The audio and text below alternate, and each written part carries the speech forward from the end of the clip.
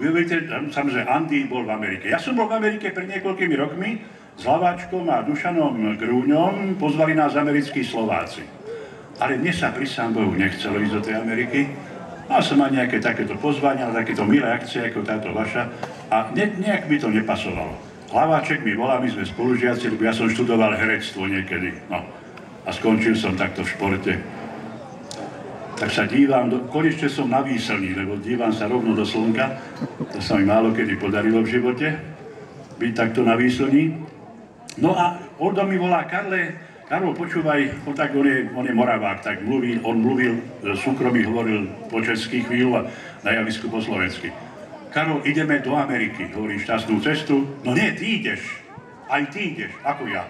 No ideme Dušan Grúň a ty a ja a pozvali nás americkí Slováci do Ameriky. Hovorím, mi sa to nejako nehodí, no musíš, lebo pozvánka a tak ďalej. Tak ja tam nebudem stáť na to vízum, to vtedy ešte boli víza potrebné do Ameriky, neviem, čo aj teraz, nebol som tam dlho.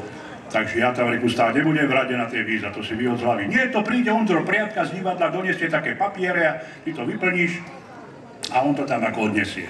Tak mu pas. A ja som si vymyslel takú ideu, že urobím všetko preto, aby mi nedali vízum.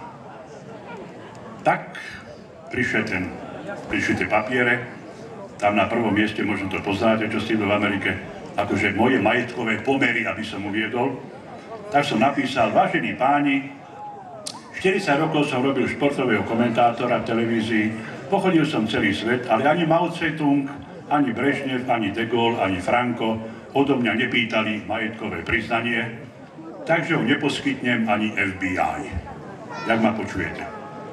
Uvedené údaje som povinný dať k dispozícii len orgánom Slovenskej republiky. Ak si myslíte, že z uvedených príčin som persona non grata pre najdemokratickejšiu krajinu na svete, som dal do úvodzoviek. Nech sa vám páči, ja sa do vašej Ameriky nehrabem.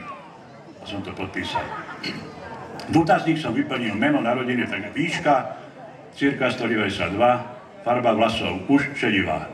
Farba očí, do vlastných očí sa nedívam. Zvláštne znamenie, nepotrebujem Viagru. Hodláte v USA študovať? V mojom veku? Hodláte v USA pracovať? Ani mi na nepríde. Ste členom nejakej teroristickej organizácie? Napísal som, ešte to vám zavesím na nos. A takto som to vyplnil pri Bohu. A ten nič netušiaci Ondro Priatka zobral tie tlačivá aj s pasom a išiel na ambasádu. Ja som si oddychové vybavené, nemôžem dostať vízum. Na druhý deň mi volá Udo Hlaváček. Počúvaj, ty huju. Tak čo si ty tam popísal za somarinu? Ja som řekl, to sa robí sprostý, ja som nič napísal. Celá ambasáda sa 2 dní baví na tom tvojom tomu. A keby ti nedali vízum, môžeme ísť do Rytího. Jak nedali? No keby dali? No jak dali? Prišiel konzul, zavolal toho Priatka, hovorí, Mr. Priatka, ja Mr. Polak nepoznám, som veľmi krátko z Bratislava, Slovakia, ale personál pozná, že sports commentator TV a myslím, že Mr. Polak je veľmi vtipný človek a že dobre zabaví vašich immigration USA. Dajte mi pasport. A tí dvaja huji dostali vízum jednorázové a ja 10-ročné.